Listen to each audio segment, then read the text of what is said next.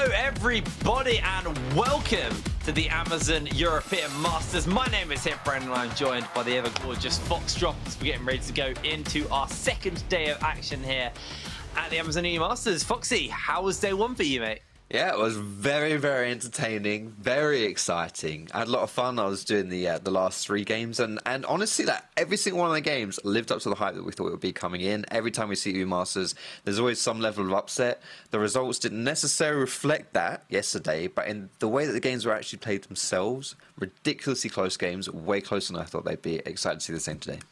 Yeah, I mean, actually, I put a tweet out talking about that as well during the show, saying, you know, it felt like we got to the expected outcomes, but the way in which we got there didn't feel necessarily like the way we expected them to go. There was one, I would say, upset in the NLC's Fnatic taking out the Prime League or the Dark League big, and that was a hell of a game from Fnatic Rising. But this was a game this game here, the UCAM versus Anno game, honestly caught me out. And Terra with this stellar four-man quickness was honestly what turned the game back around. Because if you just saw this, you go, oh yeah, UCAM won. UCAM were not winning that game at the beginning. No, absolutely not. You know, really good performance there by Northeast. You already mentioned the bit of an upset here for Fnatic Rising beating Big number one coming out of the Dark region. Obviously, the Dark region has very high expectations coming into EU Masters. They've won it all before. Actually, it was Big who won it all before from the Dark region too. This is another one. Matchco Vodafone Giants. Matchco having a good game here. Like, they were genuinely... They were in control of this game. They were winning the game, but it's just, you see like the experience of these slightly stronger team pulling out through as the game goes on with slightly better macro and map movements. Yeah, it's honestly, it's been, you know, a great start, and going into the rest of groups, it genuinely looks like we're going to have an amazing group stage. Let's bring up the group standings and see where we are so far, and just break down the four groups we've got here at the European Masters. We've seen Group A, we've seen Group C, we've seen Group D. We're yet to see Group B, but we will be starting today with that, so we'll finally at least have one game under our belt for all of the teams. But I think if you do look at the standings so far, other than Group C, everything is kind of going as expected. But that Fnatic having a win over Big is going to be very big, and I think that might be a fairly large shake-up over in the side of Group C. I think Carmine Corn, Vodafone Giants coming out of their group. I mean, it's so hard. I think Group D's one was really hard to call, but then again, like we said earlier, it feels like it's quite hard to call who's going to be, you know, who's going to make it out of their groups. This is today's schedule with 6 games lined up, starting with PENTA versus Movistar Riders, Tricked versus PDW, Zero Tenacity versus Big, Fnatic Rising versus Illuminar, Mouse versus Matchco, Vodafone Giants versus Carmine Corp. Now, that last one looks pretty bloody good, but then I look at the other games down, I'm like, ooh, they're all pretty good, actually. Yeah, this is a beautiful thing, honestly, especially this split, this year, 2021 summer. I just think all the groups are really stacked. Honestly, it's really hard to call the top two coming out of any of these groups. And obviously, as a reminder, it's double round robin. Only the top two will make it out. And I don't know who it's going to be. I really don't. It means that every single game, it means a huge amount. I mean, we've already harped on the Fnatic Big game, but like, genuinely, if Fnatic want to make it out of that group, you're going to have to pull something out of the hat a little bit. And that's a great start right there. And I feel like, you know, some of these quote-unquote free teams, or, you know, the teams that you'd expect to be a easy win, like Northeast showed up yesterday and you go, oh, maybe we have to take them a little bit seriously. They might not be that free win. And if Northeast find a single win, that can generally upset the power balance really, really heavily in their group. But, you know, it's so exciting. There's so many teams that I think you can't sleep on. I think there's just these groups are incredibly stacked. Obviously, there's been a lot of hype, a lot of talk about Group D as the group of death for 2 European Masters in a row. I'm not discounting that at all. I do think Group D is definitely one of the hardest groups we got, but I don't think there's necessarily an easy group either.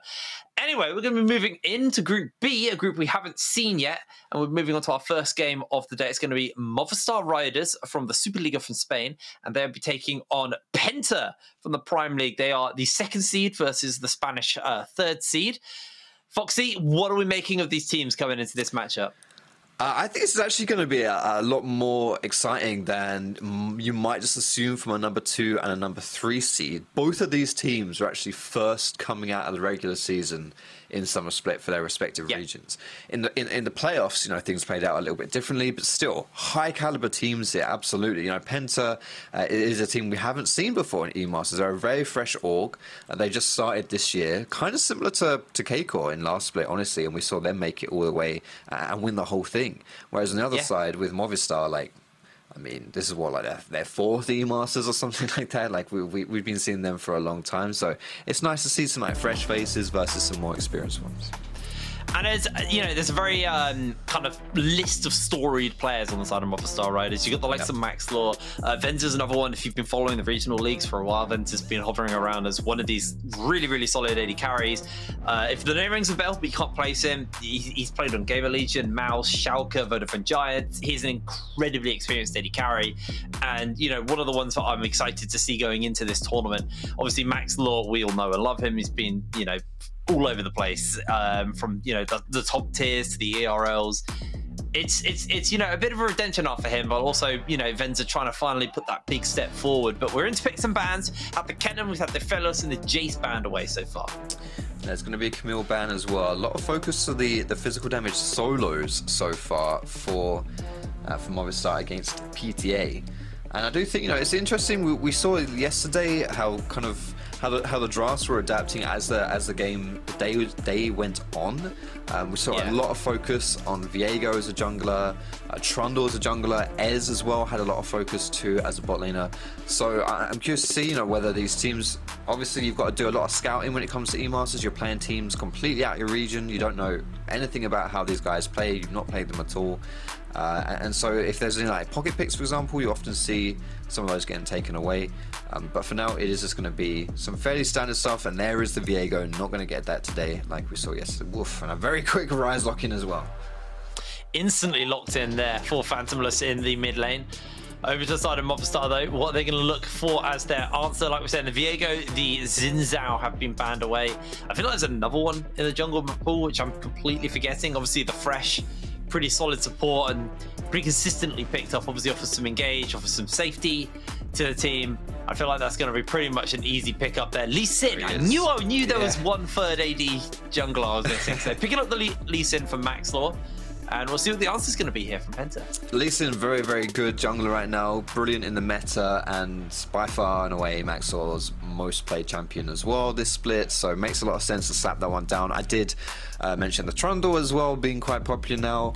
He's being taken away too. It is a flex. You can put this Trundle down into support, but so far we've seen him primarily be used as a jungler, and he does have some pretty good matchups. Like Trundle is a champion you don't really ever beat in a 1v1, so depending on, you know, what your mid jungle looks like it's very rare that you would lose a 2v2, and I think, you know, Ryze Trundle into Lee Sin LeBlanc, which is very strong by itself, by the way, like very great, like huge amount of playmaking. You can definitely hold your own there and go toe to toe. Yeah, you got to keep in mind Ryze has that heavy shelf, which means for xKenzuke might struggle to move around the map a little bit, or at least get that first move on these rotations. But like you said, LeBlanc and Lee Sin early, very, very scary little duo there. So we are into the ban phase 2 and seeing already Movistar Riders starting to pinch away at this support pool a little bit, denying the Nautilus away from the side of PENTA on the bot side. I expect to probably just see things that can kind of handle the Renekton in the top side get taken away by PENTA here. Probably looking just to focus a little bit out towards that top side. We did see a Gnar get picked up yesterday as an answer to this Renekton. Jace has already been banned away, so probably just a couple of things that might be able to handle his lane. Gangplank, completely forgetting him as well. Obviously this is pre-changes Gangplank, so you don't get 5 barrels, you still have the old Q interacting with Graspers and melee instead of a ranged attack, so it isn't quite the new Gangplank, but it is still very potent and, you know, can hold its own in lane. Something that's really cool about picking Trundle as well is, like, you don't have to worry about mixed damage profiles too much. If you want to, let's say that, you know, Movistar, like, oh, that's cool, we've got Renekton and Trundle, there's a lot of physical damage just to slap in a tank. It doesn't really work that way because Trundle completely turns tanks into paper, right? So you don't necessarily have that easy out. We saw that a bit yesterday as well with the Antonio picked Ornn, and it was the same thing as Renekton Trundle, I believe, and yeah, just it becomes paper and it's no problem. This seems more focused though, these bans right here from PTA, quite focused onto Marky specifically. He's played a lot of these champions. His 3 of his 4 most played champions are gone right here in this draft in the Gangplank, Gwen, and Jace. We'll see what he falls back to. You did mention the Gnar. I think that's honestly the safest thing to do here. You're very versatile in the way you play. It's pretty much your box standard top laner going into someone like Renekton, so no surprise to see that taken down. Obviously, what my only concern it does give is, you know, you have like situational engage. You have to kind of play around the Gnar bar to actually find like a major engage. On the side of Penta, they kind of, now that they lock this Ashe in, you have the pillar for kind of, you know, and the Ashe arrows, kind of tools to use to set up for fights. We'll see what they're going to look to lock in as their support role here. If they want to look for something that's just consistently good for engage, Leona is going to be a pretty solid one there, and they do decide to go for that one. So over to Movistar now, looking to pick themselves up an AD carry for themselves. We'll see what Venzer wants to lean into here. Now Venzer has the pick of the litter really. As far as tier list goes, is probably next up. Having said that, you've got Thresh, which means you can pick basically anything here that you want to do. Like, and Thresh pairs with so many champions, it's like, it really is just like the Uno card that has all the colors on it. Like it doesn't matter what you play with Thresh. Like, it'll probably be a good pick. It is going to be the Caitlyn Thresh, so that's going to be a lot of push, a lot of pressure down there going into the bot side. Should be able to poke that one out for, you know, get that priority in the bot side of the map. I think Maxlore's really got what he wants to do as far as map plays go. Like, you can pair up with LeBlanc really easily. There's always potential with a Gnar as well, especially once he Gnar's out. And of course with Caitlyn Thresh, it's not so much about the lane itself and the playmaking in that lane, but when you push that lane down and the plays that you can make while the enemies are under their tower. Either you roam around or you set up dives. I actually really like it as well because Caitlyn, you know, famously fairly large range, and you know, I look at Penta, and you know, Ashe obviously does give you some range, but it's not as long, so they actually have some pretty decent range to work with on that front. The rest of the team maybe a little bit shorter range, so it's not like it's just they're all playing at range, but at least for the side of Venzer, he can kind of keep everyone at arm's length, and it's going to kind of probably be around the team playing around this mid jungle for me. I want to get your deep dive, your professional opinion instead of mine. What are we liking about these team comps? What do we think? What do we think is going to be this kind of first 15 minutes? How do you think that's going to look? I think for Movistar, it's more focused on the bot side. Like, you made a good point about the range of PTA. You know, with Ryze, Trundle, and Renekton specifically, the great thing about Caitlyn is, like, in these team fights, it's really hard to reach her because she does have great range. The thing is that Caitlyn's team fights kind of suck until she reaches, like, late game. She has a massive power trough in the middle game. Like, early it's great, mid not so much, and then late game she's sorted. So I think it's like early you might want to play more towards the bot side of things, and with Mini Duke, and you know, that LeBlanc Lee Sin combo will carry through the mid game until Venzer really can make it happen in the late as well. So that's my expectations for Movistar, whereas with PTA you just got a butt ton of engage in it. you're just gonna run at these guys, try and get those advantages, try and force plays in those favorable situations. I think you're absolutely right. Wall goes down on the red buff. I'm not sure if Maxlore's aware of this. I think he has a pretty good idea. I think they saw them leave the jungle, or at least enter it. We're on to the Rift for our first game, the second day here at the Amazon EU Masters. This is the Superliga's third seed from Spain, Movistar Riders, taking on the Dark Region Prime League, second seed here in Penta. As we mentioned, they may be second and third in the seeding, but they were both first place coming out of regular season in their respective regions. They're not bad teams by any means. Maybe they just had an off playoffs, whatever it is. Either way, these are definitely teams that you've got to be scared of. There's no easy peasy one here. I think this is probably going to be one of the better matchups that we'll see in this group. Movistar and PTA both looking very, very solid at different points in the season, and a lot of experienced players on both these sides. You know, a lot of familiar names that we can look at and think, you know what, this is a guy that I've seen a while, and you know, we can put some faith in. He's not gonna choke. He's nice and chill. He's old. He's gonna make it happen. Yeah, I fancy a fairly action-packed start to this game. Obviously, at the moment it is just junglers doing full clears. Actually, Maxlore decided not to do the Krogs, so it isn't a complete full clear for him. Rulfchen did. So see what that actually really means, if it means anything.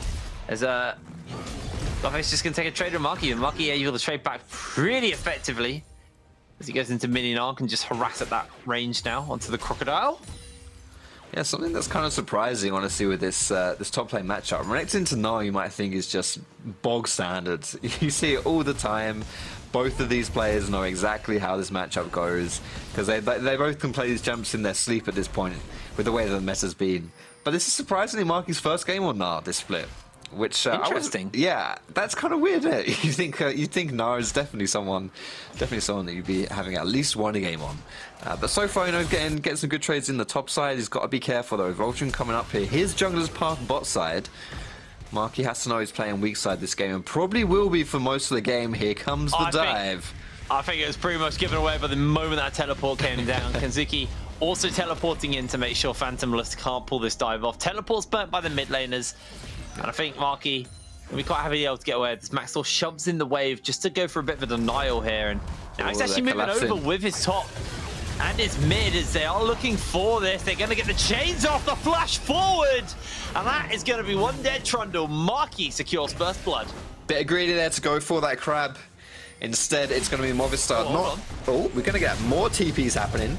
Yeah, they're teleporting in forwards. DuaLL's actually put the lantern down, and Venzer got the teleports going for the back line, but he's caught up for the moment. A great flay will secure them the turnaround kill. It's a 1-for-1 so far. Absolutely brilliant flay there by DuaLL at the tail end. His dying breath was to save Venzer. Wow, so we've got a lot of action happening so far in this one. Both top laners TP down bot, so it's a bit of a wash right there, but as you can see on the mini-map, like, the top lane is pushing towards Scarface, so it works out in the favor of the Germans right here as far as minion wave position goes, and you're going to be denied a little bit there for Marky, unfortunately for him, but he was able to pick up first blood, so in that case, he won't be too upset about it, already being able to leverage this power with the LeBlanc and the Lee Sin early on for Movistar.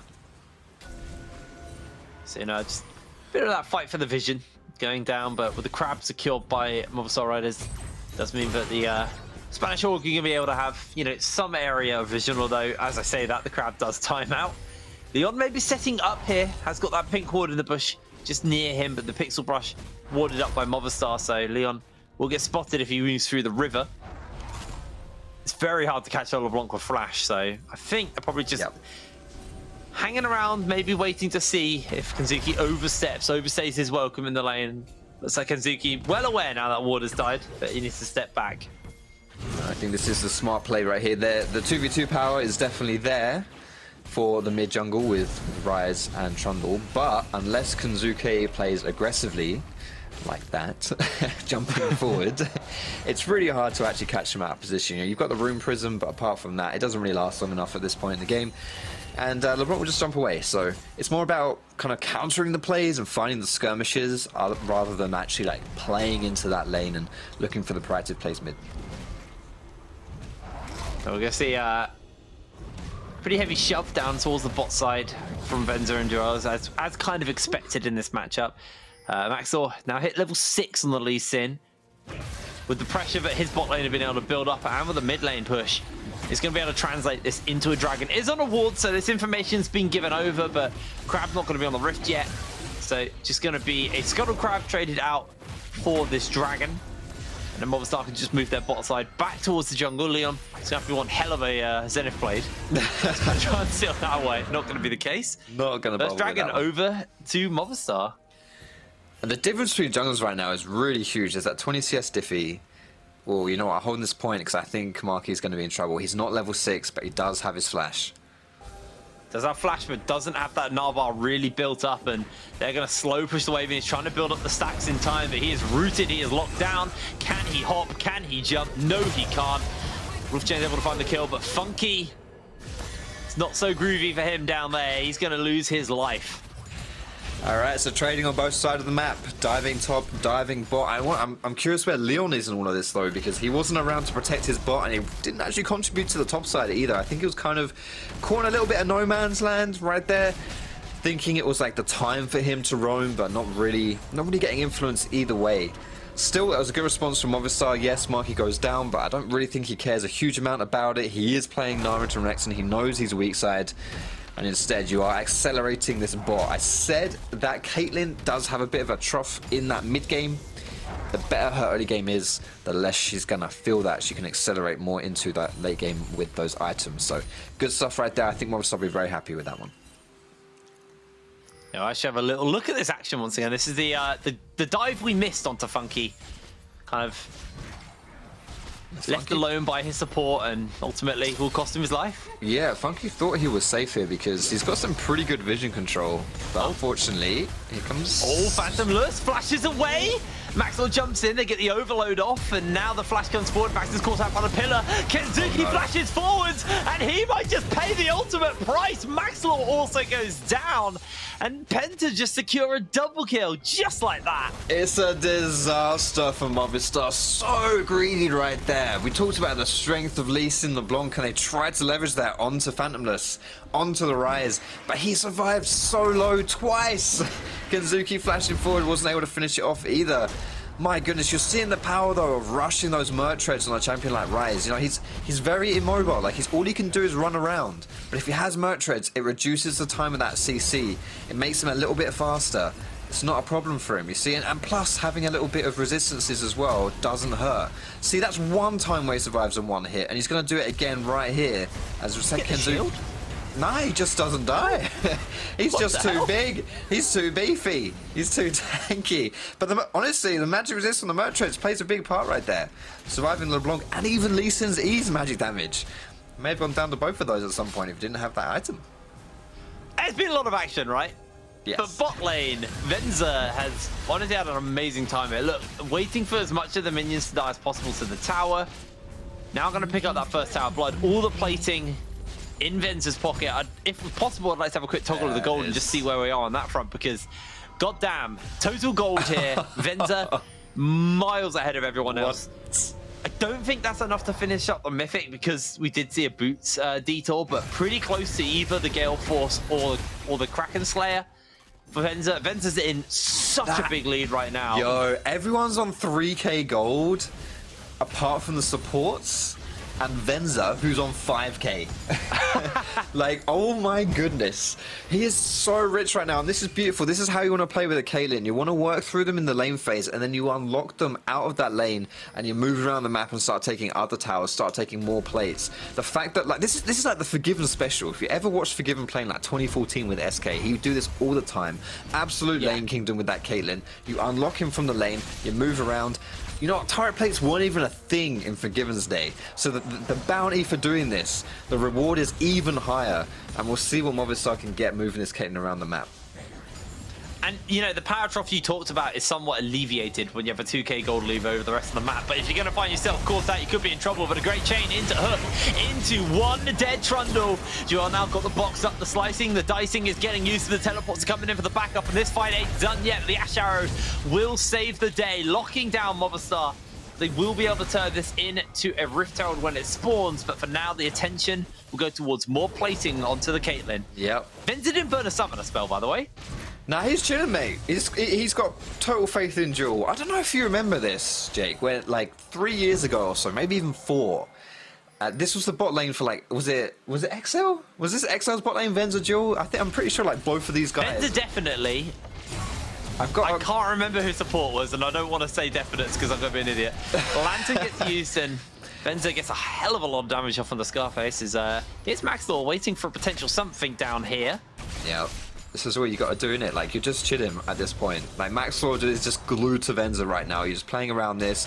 You're covering him. You're not necessarily looking for the proactive play. You're just making sure they can't get collapsed on. While Venzer walks around, just picks up all the gold that he can on these plates. Push one lane in.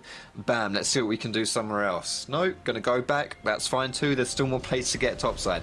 It's just really just picking up all this free gold. You've got 2 more minutes to get the plates.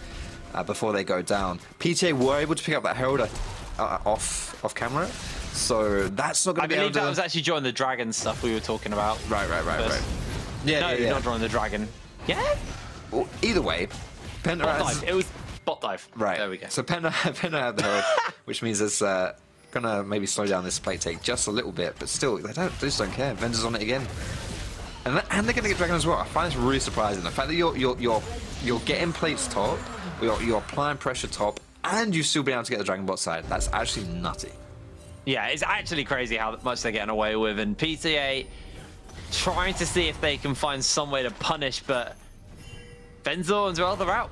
They're done. They've done what they needed to up in the top side. Plates are going to be falling off in a minute's time. Probably not really going to overstay their welcome and push for more. Kraken Slayer gets finished up. You've got the Luden's Echo on XKenzuke as well. You've got the Gore Drinker on Maxlore versus, you know, the bargain bucket for Penta right now. Yeah, 3 mythics they are versus working 0. with minimal items, components, but tower going down up here will be able to inject some gold into at least Scarface.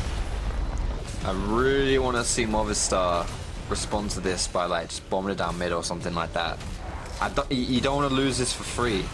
You know, like you have the pressure, like you had the movement on the map. You are the ones that can really bring it to Penta. You got the tempo, but it's just Venzer here right now. Maxlore's clearing his jungle.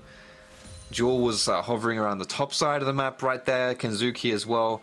I would have loved to just see, you know, everyone just run it down mid right here. While there's 3 members strong for Penta top side, you use the short range from the Ryze to threaten a mid push, and then if he tries to wave clear, you've got decent enough catch with the Thresh to really threaten him off of that one. It looks like that's what they're doing now, but I think it's honestly a little bit too late. I think they missed their window. Oh, Venzer actually might get caught out, does have the flash and solar flare, goes in for the instant cleanse, holds that flash, and now Leona has to jump away to safety. The Ashe arrow goes a little bit wide. Nah, it hits Maxlore. Believe it hit Maxlore, yeah. Bullseye. Exactly the one to be hitting, and Venzer has to flash away because Leon's actually caught him. They've got the lantern to buy him some space. Maxlore kicks Scarface out, and here comes XKenzuke onto the flash. The ace in the hole is going to get stopped up by the stopwatch. He's run out of time though, because Venzer will find the kill. Scarface has been rooted, he's been hooked, and he has been locked down. DuaLL finds the kill just like that. Movistar Riders picking up 2.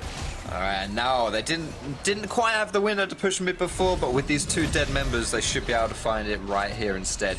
At least get a decent amount of damage while these plates are down. That's a good hook. Oh, the trap! That is so painful for him! Ooh. Trying to find the kill, but not able to do so. The overload, the shutdown with the chomp! Now Maxlore has to run away, will be able to do so, but a big shutdown gifted over to the Trundle.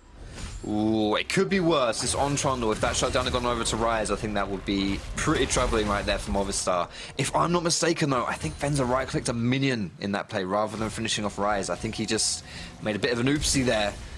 As Movistar a bit far forward, there's the perfectly aimed Ashe ulti onto Maxlore. I'm glad he zoomed out for that. Because that still counts as a hit. Yeah, true. 100% hit rate so far. Venzer's... This is the beauty of Thresh, man. You don't even need to position as AD carry. You got Thresh, you're sorted. All in all, it's just like a good team fight. Like in this mid game, because you know you've got LeBlanc, you've got Lee Sin as well, and you've had that good early from Caitlyn. She can still produce right here. Like Gnar doesn't even do anything in that fight at all, you know, and you're still able to make it happen. Now I just want to keep your eyes on Venzer's auto attacks. I'm fairly never mind, he's in trouble. Oh, he's in a whole world of trouble. The lantern is down, they've got the ward, and he takes it. Venzer's out to safety, but everybody else is coming in. Fails the 90 count there. Maxlore can't even finish up his blue buffers. He is actually able to smite it away and secure it. Rift Herald secured by Penta, so they can just place this down here. And Venzer, twice in a row now, overstepping, getting caught, relying a little bit too heavily on those lanterns. Without their summoner spells, will lose his life, and we'll probably lose 2 towers now. Yeah, I think that generally, you're going to get a second charge at least, but I feel like Movistar's really dropped the ball on this one. They had the perfect early game, they executed it really well. They had the ability to move Caitlyn around the map to try and start sieging these towers down, collect that gold and balloon your lead. Instead, they've really just let it slip away. I don't think they play particularly well around the Caitlyn and getting her on those sieges in those lanes. She's often really just been by herself, and I think that was a bit of a mistake here from Movistar. But I'm not sure they'll make the same mistake twice. You have great pick from the side of Penta. You have to respect that. Venzer's going to have to chill out a little bit. So yeah, you can see. Oh, wow. It's really fallen off for these guys. Had a good start, but better stop you playing the mid games, costing them that gold lead. Yeah, it's only a 700 gold lead now separating the 2 teams, and that is not going to be as decisive. And this is kind of the point where you really want that gold lead, because Venzer is rapidly approaching, or is currently in a little bit of a power trough. Still very strong, but you got the Immortal Shield bow now finished up with the Funky as Maxlore has to jump away, and Scarface actually in on the flash, but is going to get himself caught up by the chains. Venzer's untouched for the moment, and Scarface going very, very low. DuaLL seeing a lot of CC, will lose his life. A great kick comes out from Maxlore. xKenzuke comes in for the double to store. He's got the follow-up, he's got the lockdown, but they looks like they're quite happy with that one. They are going to step away. Health bar's a little bit low on a couple of those members, but Marky going to gnar out. And if you can find a good opportunity to come over this wall, could be a heavy, heavy chunk here. As xKenzuke goes in for a quick chains off onto Leon to chunk him. Dragon going low. Here they go into the gnar, into the damage. Can they find the follow-up? Scarface going low. Marky loses life. xKenzuke has to heal up. And they are going to be able to find themselves a kill for Venzer. Finding a second one for xKenzuke. His Phantomles is going to eat the ace in the hole. That's the flash forward for xKenzuke to secure the double kill on the LeBlanc. There was a bit of a delayed play there on the Dragon, but in the end, Movistar Riders coming out on top. Venzer, the fact that he was untouched through most of this fight, putting out that deeps, having that good early game, getting that crack and slays, almost at 2 items, and just that item extra difference. I mean, look at it. The amount of damage that this guy can pop out with just his auto attacks, that lethal tempo as well. Really quite ridiculous. The fact that Marky doesn't even gnar out until right at the end of this play is pretty crazy in and of itself, to be honest. Doesn't really contribute a huge amount. And the big kind of underline of this fight is the Dragon. It's the 3rd Dragon of the game now for Movistar. They're on soul point, and it's an infernal soul. Despite their best efforts from the German side, PENTA were not able to stop this one from happening. And now they're really up against it. 5 minutes time. Infernal soul spawning. I think the flash was necessary as well. I don't think the ace in the hole would have been quite enough to finish it up. There's that Phantom Dancer finished up for Venzer now. So, BF sword in inventory, and, you know, we talked a little bit about the Caitlyn power trough. Not really a thing when you find yourself an item ahead of your opponent AD carry. And that Infinity Edge, when that does get finished up, at that point Venzer's kind of out the trough anyway. Yep. Or what would be the typical trough. 3 items is typically a really, really big spike for the Caitlyn. So, all in all, great get side for the bot lane. A great game for the bot lane here, for the side of Movistar Riders. Now we see what they take a turret down here. Yeah, that is going to be the top going down for Marky. That's going to give him a little bit of gold. He has been struggling a tad, I would say. Like, not that he's played a bad game or anything like that, but he's been on weak sides. There's no hiding that. Movistar have decided to play around Caitlyn Thresh, which makes a lot of sense for the lane phase. But the fact that, you know, Marky's has held his own really well. This is his first game on this split too, so not necessarily in his comfort right here picking this champion, but he's playing a very solid game. And to be honest, the fact that Movistar is still able to be winning these team fights and making it all happen, despite the fact that they haven't really had like a good gnar play, which is really like the best tool they have on their entire team for these team fights, is really impressive. But we're going to get a TP down bot. There's a fight happening. Yeah, they're looking for a pick down there already. xKenzuke going pretty low. Ashe is going to come in, but the Lantern on xKenzuke means he should be safe along with that box. Means the chase is pretty much done. They do have that realm ward from Phantomles if they want to deliver Scarface and Leona into the team. They are going to decide the better of it. Nobody goes down. Teleport burnt by Scarface though, so yeah. At the end of the day, tool used there by PENTA, and it's afforded them nothing. But Marky should be able to pick up this tier 2 as Maxlore not going to get spotted out here. I think they do have an idea of where he is. Yeah. Power goes down, and Maxlore been pretty heavily pincered. Now recognizing the folly of his ways as he flashes out, just about able to get away from that. And fair play to Maxlore. Probably shouldn't have been there, but was able to escape. And now the party portal is here. Here comes the fun train. Venzer pretty strong. I don't think he wants to take that lantern, however. They're looking for the shield as Venzer flashes away to safety. Marky's coming in onto that flank, slows them all down. This could be that big gnar, but they've got the lockdown onto Venzer. Shutdown picked up, and Marky on his Losum has got xKenzuke with him. And Maxlore, if they look for just a little bit of damage off, Marky's going to lose his Mega Gnar form. And I think this could just be a cheeky Baron here for PTA. This could be risky though. Maxlore's alive to steal it. They're kind of low. xKenzuke can jump in and just chunk people out here. I think that's a little bit... Yeah, it's a little bit much to go for that one. Just back off from Movistar. But they can't. They've got Ashe ulted. Maxlore's able to ward hop over the wall though. These are the 3 hardest people to kill. They killed the 2 like less mobile guys, but now they got to deal with the blinky jumpy lot.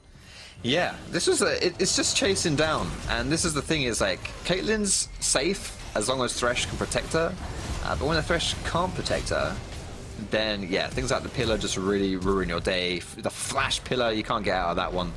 And honestly, just chasing people down, and you do have such good catch on the side of PTA. You know, they are able to have like the good engage. They've got the realm warp to chase as well, so you've definitely got to respect that. Not the first time that Movistar have been caught out in that situation. And PTA definitely gonna look to keep making those picks happen with their good picking squad. And a big thing as well is the person who got the shutdown on Venzer that time was Phantomles. 2 items finished up onto the onto their Ryze in the mid lane, but a quick kill picked up there from Movistar as Scarface has to be very careful. Brilliant pillar actually, slow everybody down as chains connect. xKenzuke, they do get for a bunch of damage. Actually, Marky gets a big Gnar off. They're looking for Phantomles. He goes in for the stopwatch, but the trap should catch him out. And Venzer completely untouched. DuaLL gets the kill, and Scarface will be locked down by a bear trap instantly. You mentioned the Baron wasn't happening last time for PTA, but it might be right now on the cards for Movistar. The thing is, though, Dragon is also up. If you decide to go for this Baron right here, you have to, as PTA, you have to go for that Dragon.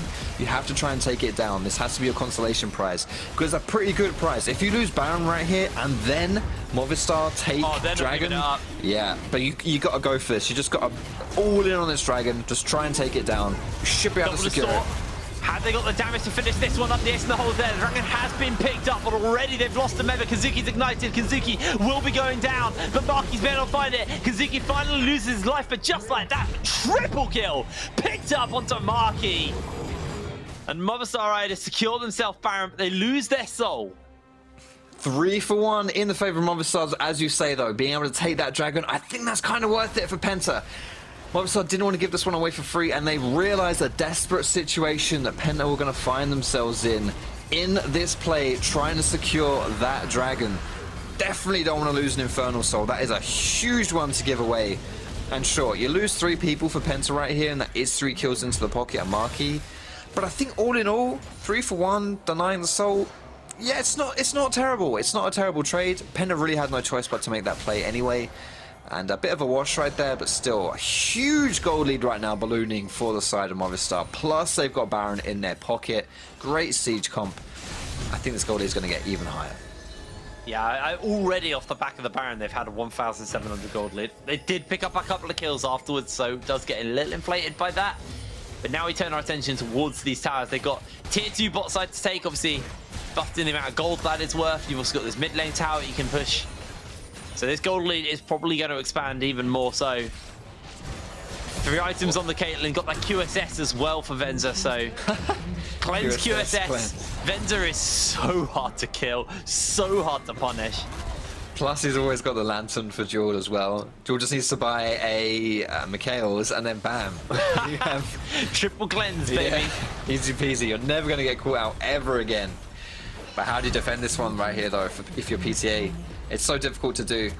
You've got 2 lanes pushing down. This is honestly your best bet, is to try and do something on another side of the map. But honestly, you could lose a lot right here. They are looking for Venzer. He just takes himself a cheeky escape, as that's a lot of damage coming out from the Caitlyn. And sure, you have a Ryze pushing on the other side of the map, but you're losing your bot side for this. Your mid is being sieged, and they barely chipped away at that tier 3. And Maxlore's already reset as the inhibitor will go down, so tower's going to stand. Inhibitor will fall. Overall, Movistar are going to be the team that come out for the better end of that. That tower did go a little bit lower than I expected, but it doesn't go down crucially. So no open inhibitor, no way into the base so far for Penta. Not too bad, actually, for PTA. I think that's a decent response. It looked like at one point they were going to lose both their mid and their bot, in which case I didn't really think it was worth for the trade of Phantomles going topside. But having said that, he didn't really have much option. It was kind of the best play presented to him, because he's not, like, Ryze is so crap at wave clearing against Baron. Like, he's just so terrible. Absolutely awful. And you're not looking to fight either. So yeah, rock and a hard place. I think honestly coming out decently there for Penta, holding on, but that's still a pretty big goal lead right there for Movistar in this Baron power play. 2.3k at the end of it. Oof, pretty big. Absolutely. Now, Dragon spawning up in 1 minute 45 seconds, so expect to see probably some action around that area. Baron not up for another minute after that, so It will be all about this Infernal Soul, and I think if Movistar get that, that might just be the seal. Oh, yeah. And Phantomles has to be a little bit careful because there is a LeBlanc waiting in the wings. 2 items on XKenzuke. Phantomles just pushing up. XKenzuke doesn't really have any backup though, so this is a little bit scary for him. Yeah, quite happy just to take the wave. I think in the pure 1v1, I kind of give it to Ryze. I'm not going to lie, but he's going to have to jump out of this one. Can they get the interrupt? Nah, they can't. He's out. Pretty good stuff then, drawing 3 people to the bot side. Gives a bit of breathing room here now for PTA. PENTA can just clear out the waves, get a little bit of gold in their back pocket, try and catch up just a tad. The item differences are absolutely ginormous right now, outside of the mid difference. But Ashe, not particularly useful as when compared to Venzer especially, and you definitely want to get a little bit more items on her to get competitive. Yeah, I think Funky just needs to kind of be an ult bot at this point and find the perfect ults, but I mean, like we said earlier, QSS cleanse, Venzer's kind of not the one you want to be ulting unless you're ready to change CC a lot to burn all of those summoners, including the Flash and the Lantern, which is kind of like another Flash almost. It's so hard to handle them and take out Venzer, who's just doing crazy damages. XKenzuke jumping over the wall, just going for a light trade. Pillar goes down. Venzer, will he eat the Ashe Arrow? Will pop the QSS, and with a Lantern will be nice and safe as they are looking for a little bit of damage. Funky eats the Sigil. They get a great little hook off there for DuaLL. XKenzuke just continues to trade. Mid lane push in favor of PENTA, but honestly, Movistar Riders not really overly fussed as they are looking for a little bit of additional damage, but they're looking for the collapse here. This could be the defining fight, but already Dragon's been secured, and Marky with the Gnar back. That's a kill picked up. Make it a second one. It'll be coming in soon. Venzer finds a double kill. There's one for XKenzuke and Marky, and it is a clean ace and a triple kill for Venzer and the rest of Movistar Ryze. They just teleport their double teleports into the base to close this one out. 29 minutes on the clock in an absolute bloodbath.